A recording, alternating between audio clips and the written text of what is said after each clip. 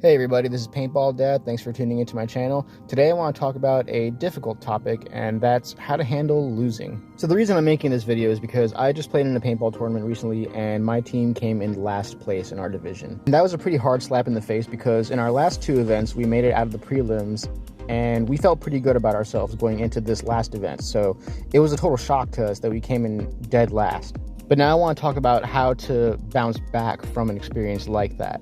Now, for each point that I make, I'm going to give examples of how these are relevant to both recreational paintball players and tournament paintball players. So there's 3 points that I want to cover. First is going to be your mindset. Then the second point is going to be setting realistic goals. And then the third point is going to be working and putting into practice to reach those goals. So for the first point that I'm making about the mindset, you want to make sure that you keep yourself in a healthy mindset. Don't become that toxic person. Don't become the person that just immediately says or does things that you're going to regret later. Don't be the guy that says, you know what, I quit. Whether it be quitting the team or just even quitting paintball altogether. And don't be the guy that starts putting blame on one of your teammates. It's okay to be constructive about what needs to be fixed, and I'll go over that more in detail later, but don't be the guy that starts pissing everybody else off and then you start burning your own bridges. Most likely, these are guys that you've probably played with for a long time. Most likely, this tournament or this event that you may have lost isn't the first tournament that you've played with these guys. So these are people who you should be looking at as your friends. This is your community. Don't burn your own community's bridges. Try to keep in mind that at the end of the day, this is just paintball and none of us are pros here. There's usually not going to be a heavy consequence to doing bad at a paintball tournament. I know that for me and my team, whether we do good or bad, the day is still going to end the same for us. We're going to hang out afterwards, we're going to go eat, we're going to have fun. It's okay to be mad about losing because nobody likes losing. I hate losing at things. I am usually a perfectionist, especially when it comes to physical or athletic activities. And as long as you have that mindset that you're going to improve yourself, that you're going to do better, then that's actually a very good thing because guaranteed, if you end up in last place in a tournament, then there's nowhere else to go but up. So your next tournament is almost guaranteed to be a better experience because you're going to improve from where you are right now. But now you got to learn to direct your anger in a way that's going to help you to become better in the future. And if you're a recreational paintball player, then it's even more important that you restrain yourself from having this bad attitude of putting blame on other players or getting heated with other players, because as a recreational player, you're going to be kind of like an ambassador to the sport. You're going to be playing with a lot of dudes who are there for their very first time playing paintball, or just other casual players who are there just to have fun. But even as a recreational player, if you show up to a paintball field with your own gear, you automatically give the presence that you are experienced, that you know what you're talking about. So if you get upset with another player who's just brand new at the game or doesn't know exactly what they're doing, doesn't have as much skill as you, that could be all it takes for them to just quit right there and then. Because you do have to understand that not every recreational player is actually trying to get better. Some of them just like to do paintball as a way to unwind, kind of like how some people play video games to unwind. And so now that you've got the mindset that you want to improve and that there's nowhere else to go but up, the second thing you want to do is you want to re-enter the game with some realistic goals. Obviously, everybody wants to win a paintball tournament. Everybody wants to come in first. And you should have that as a goal as well. But it's not a healthy thing to have the mindset of first or nothing either, especially if we're just talking about divisional tournament paintball. So here's a little mental exercise that I do for myself every time that I go into a tournament. It's a little way that I kind of gauge my progress while I'm playing throughout the day. I set a bunch of little milestones for myself, and it also helps me to kind of compartmentalize my objectives so that I don't feel like anything that I'm trying to do is overwhelming. I only need to focus on little individual goals at a time. So I'm a snake player, and so my first goal that I tell myself that I need to reach is I need to get to my bunker off the break. That's it for now. Just get to the snake. That's the only thing I need to worry about. If I can make it to the snake, then I've already reached one of my goals for the day. Now I need to build on that. Do that every single time I step on the field. Then my next goal is to get a kill. All right, now that I've made a kill, I need to continue building on that. I need to get 2 kills, or I need to get 3 kills. No less than 1 kill per point. And really, at that point, once I accomplish those 2 little milestones, then I can already tell myself that I've had a good day. I did what I was supposed to do. At that point, whether we win or lose, I know that I did my job. But now these are just little individual goals that I have for myself. You also want to set some team goals. So start with something small. all right, our team is going to win at least 1 point for the day, or 1 match for the day. And that's a small milestone, but it actually does help a lot, because as long as you win a match for the day, statistically speaking, that means that you're automatically going to be not in last place, which means that you've already hit a milestone to show that you've objectively improved from the last event. And then after you win 1 match, your next goal is to win 2 matches, then 3 or 4, however many.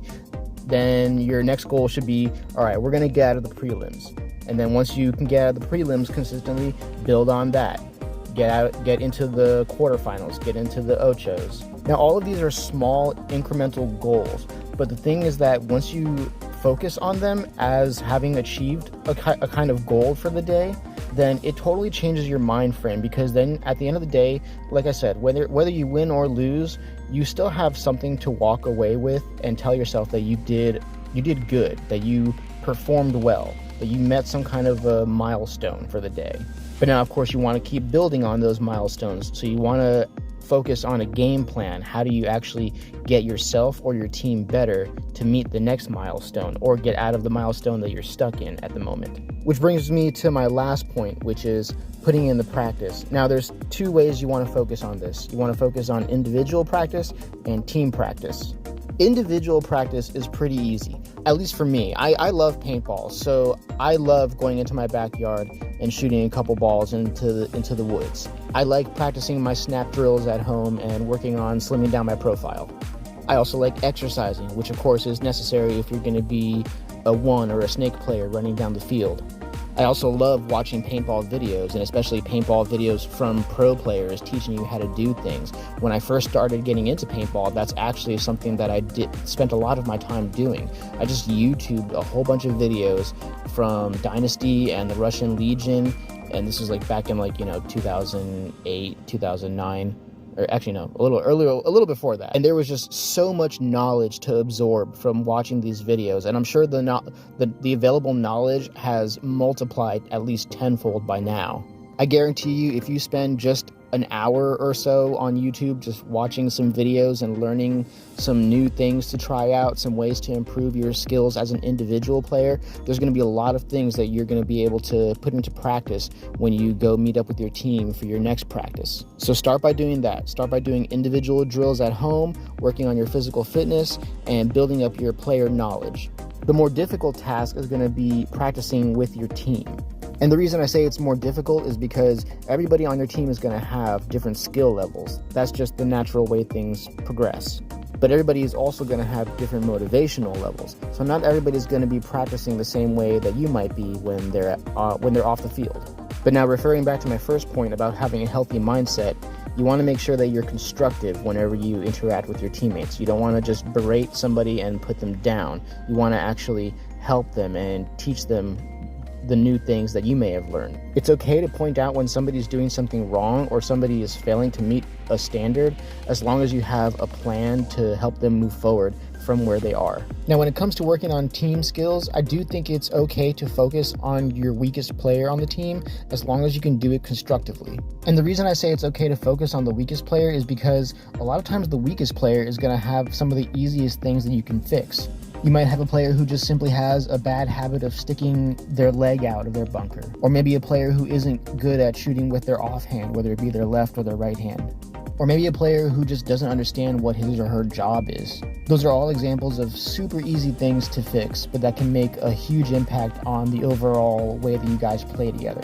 And if you're a recreational paintball player, then obviously you can also work on your individual skills. And although you might not have a set team, you can work on the way that you communicate with other casual players. Usually when I go to a recreational field and I'm with a whole bunch of new players, what I like to do is I like to get to know some of their skills, some of their strengths. The very first thing I'll ask when we get on the field is, all right, who is left-handed? Everybody who's left-handed, get on the left side of our start box. And then anybody who looks athletic or like they might be fast is going to be sticking with me. And the most important thing is to just communicate with them throughout the game. Because as new players, they're going to most likely be overcome by adrenaline. They're just going to be focused on shooting and they might get kind of panicked. But your job as the more experienced player is to talk to them and help them to focus on small objectives. Tell them where to go, tell them where the shots are coming from if you happen to see where the other team is. And if you have kids that are playing with you, tell them that the biggest strength that they have is to just be aggressive, because if you watch competitive paintball nowadays, you'll see that the younger players are easily the most skilled players on any paintball team. And a lot of it is because they are literally just a smaller target and they are very athletic. Now, the last plan of action that you can do, although I don't recommend this, is to maybe switch tournaments that you're playing in or switch fields that you're playing at. The reason I don't recommend this is because obviously if you're losing at the current tournament or field that you're playing at, then that means that you actually have some good players there. And your goal should be to get to the same level of skill that those better players are at. But at the same time, if all you're doing is just getting smashed and you're not learning anything from it, that's something you have to decide as an individual or as a team, whether or not the best decision is to find a different league or a different field to play at. Well, that's all the information that I have on how to handle losing in paintball. I hope you guys found this helpful, and if you have any questions, feel free to leave a comment.